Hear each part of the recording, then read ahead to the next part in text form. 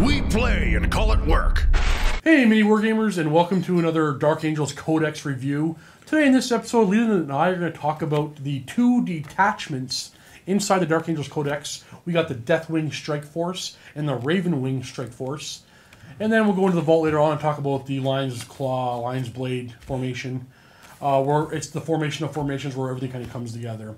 But this book, two detachments, both of them the first and second company. Nothing with the Green Wing at all in the detachments. But you know, so that's Green Wing, your combined arms. Yeah, that's fair enough. Or you're doing demi company. Or you're doing you're doing the demi company on that one.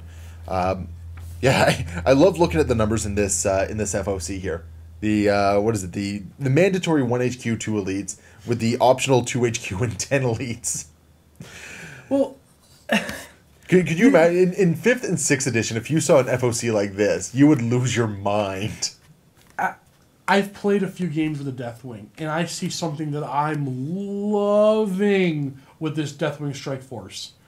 I don't have to bring Belial. Yeah. I mean, he's not. You don't scatter any deep strike, great, but I don't have to bring 190 points of Belial. And it's sad that we're saying that because Belial is the master of the Deathwing. Yep. And it makes sense that Belial would be around, but unfortunately he is a bit of a tax. Yeah. So no Belial tax. That's not saying you don't have to bring them. What are we gaining for command benefits? Summon to war. This I think is kind of the bigger one right here because it's an automatically passing your reserve roll as long as you have a Ravenwing attack squadron on there, or a Ravenwing Strike Force, and that's important. But a Ravenwing attack squadron, you can take a formation in addition to a detachment. Yeah, but I mean, it's like it has no option to take it in this detachment. But why does that matter? I don't know. It just feels like these. I kind of thought they should kind of run independent of each other and then work well with others. But they are running independently of each other and working well together. Okay, so the first summon to war, you only get the benefit if you bring other stuff outside the detachment. Yeah. Fair enough. Like That's you're not going to be running this on its own. Is the whole you can, but you could. You can, but I don't really see why you would more often than unless you really want Land Raiders, for instance. Well, the way of playing before just doesn't work. You can't just deep strike turn 1 to get on the table. Yeah. So you cannot play You cannot play Deathwing the way you did before. It doesn't work anymore. No, you can't do that. So it means if you take this you have to bring other stuff. Yeah, so if you take this on its own, you are going to be buying the Land Raiders, like the dedicated transport Land Raiders, and you're going to be keeping some of your Terminators on the table somewhere on turn 1. Yeah, you have no choice. But you know what? I don't see why you would run this without some Ravenwing support. The Ravenwing do work. It's just the fluffy pure Deathwing army may have died. It is. I think it has died in this codex. I mean, you get also the reroll your warlord trait that you always get with these. Yeah, that's a standard thing. Yeah. You get your run and shoot to turn your deep strike, or shoot and then run. But nothing that says, oh, I can play a pure Deathwing army effectively, because a Deathwing army, you got to put something on the table, and it can't die for the rest of your army that's on the table. Well, you don't have to start in deep strike reserve. I don't. Then you want to walk up your Terminators up the board. Well, what if you roll a hammer and anvil? What if you want to buy a Land Raider? Good. Yeah, exactly. So you have to put a squad on the land. You have to. Or if you buy dreadnoughts, like you can put them in a drop pod. Well, I think my staple on the table would be Deathwing Knights in the Crusader. Yeah, fair enough. 8 Knights in a Crusader. Yeah. Yeah.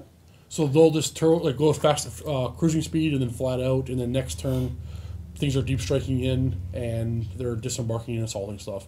Best you can do. Yeah. I mean, it's not a phenomenal detachment, but I wouldn't say it's a bad detachment. It is what it is. It's letting you play the Deathwing. It's just you need to play the Deathwing with a little bit of support, and I think that is reasonable. Yeah. So okay, well, Deathwing, I'm so on them as a whole across this whole book. Ravenwing Strike Force. This one frustrates me. I'm angry with this one. Requires 1 HQ and 2 fast attack. Optional 2 HQ, 1 elite, 10 fast attack, 3 heavy support. There is only 1 HQ option with... Oh, all models must have the Ravenwing special rule. There is only 1 HQ option in the book with the Ravenwing special rule. So what's the optional 2? So the Deathwing Strike Force took away the necessity to bring Belial. The Ravenwing Strike Force says, no, you got to bring Samael first. You have to. Yeah. It's still frustrating me. But you know what? At least Samael is a solid HQ. No, he is. I'm not saying he's not, but I hate that I have to bring him. It's the fact that you need to have that Ravenwing special rule. I think is the real issue with it, because no other HQ has the Ravenwing special rule. I was hoping that somewhere I could find in the book, if you bought a bike for a librarian or a chaplain, they gave the Ravenwing special rule. They don't. I was actually just double checking that myself. Yeah, like there's no. I looked. There's no way to get Ravenwing in the other characters. And that's, so what's the point of the 2 optional HQ choices? So clearly there's no mission or an error here. Yeah, it seems like a very odd omission in the grand scheme of things. So either the optional HQs were not intended, or characters on bikes supposed to have Ravenwing, but we can't infer either one. Like it's maybe we'll get lucky and we'll see the electronic book get updated. Hopefully, that would be nice. Hopefully, because without that, granted, I mean having multiple HQs isn't as big a deal as it used to be.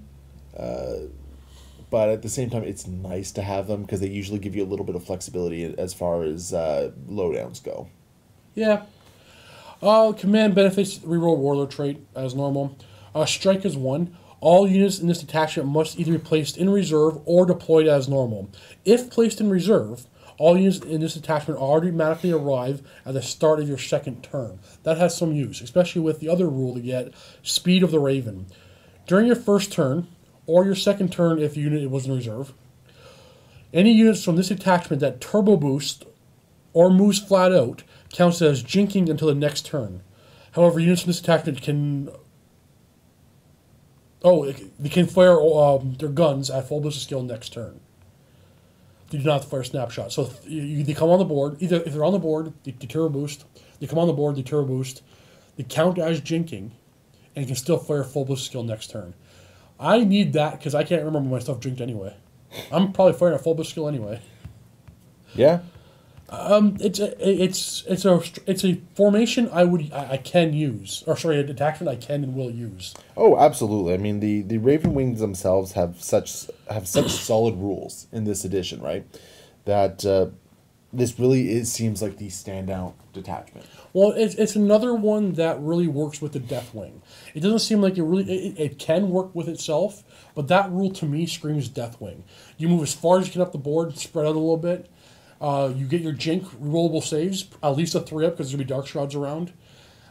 Then your next turn, you're summoning your Deathwing, and you're also, because you have your teleport homers, they're not scattering within 6, and you're also firing your weapons at full ballistic skill after all that movement you did. Yeah. And likely surviving because of the jinking. So I see tremendous value here. But again, value with working with other units, working with the Deathwing. So playing the Ravenwing on itself, not fully dead. Playing Deathwing by itself, not fully dead, but almost. But they're trying to mash it all together. Playing them together, you have a very resilient force. Yeah. Is the thing. And it's going to be interesting to see how these all play out on the table. I'm looking forward to hearing your results with them. Just all in all, I like it. I actually can't wait. Like I said, I've seen it a couple times already. Can't wait to get them all painted up. Can't wait to try them out. I'm probably going to be playing with combined arms more often than anything else in this book. Is that just because you want to take as much from everything as you can? I think so. The bonuses are nice. I'm not a big fan of attacks. I love combined arms. I only play Battleforged. I love Battleforged. I will mess around with these detachments and see how I can make them work for my style of play. I definitely see value from Ravenwing Strike Force. I can definitely make that work for me. But I think combined arms are still the way I want to go. Oh, fair enough. Fair enough. And everyone's going to find their own spot there. Like, personally, I like a lot of these formations and detachments enough that that's probably what I'm going to be running. The one formation of the Ravenwing, the really cheap one, that's the one that you'll see bring as well as... That's going to work well with my combined arms because I'm going to fill up my fast attack slots. Yep. So that's just extra slots for me. All right, so I'm going to say these things are... I don't know full value of these yet. If you're a more veteran player than I am, which you probably are, because I've only played a few games, comment below how you feel about these formations, or sorry, these detachments. Did I miss something? Is there an interaction here that we haven't talked about?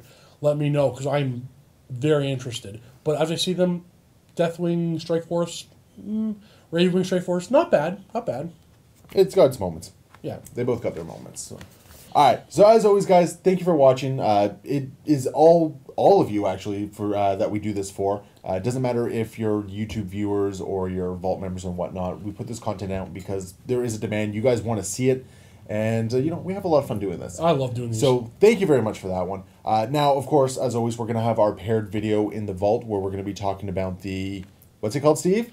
Oh, come on, don't put me on the spot. They're Lions Blade Strike Force. I just put you on the spot because I couldn't remember what it was called off the top of my head. The Lions Blade Strike Force. So that's going to be in the vault. So as always, there's going to be that link below. If you're a vault member, go ahead, hit the link. It's going to take you right there. If you're not a vault member, check out the link anyway because you're going to get access to a 7-day free trial. And there's all sorts of content in there. I'm loving this. Come join in on the discussion on this formation. Yeah, and that's the other thing. You're going to be getting the full conversation here. You're going to be able to take part in the conversation with a lot of other people as well. And, binge watch. Binge watch the ever-living bejeebus out of everything else in the vault because there is a ton of content. And you have 7 days to watch as much of it as you possibly want to watch. And, if at the end of the 7 days, hopefully we see you stick around. That would be absolutely fantastic. So definitely check it out. And as always, happy wargaming.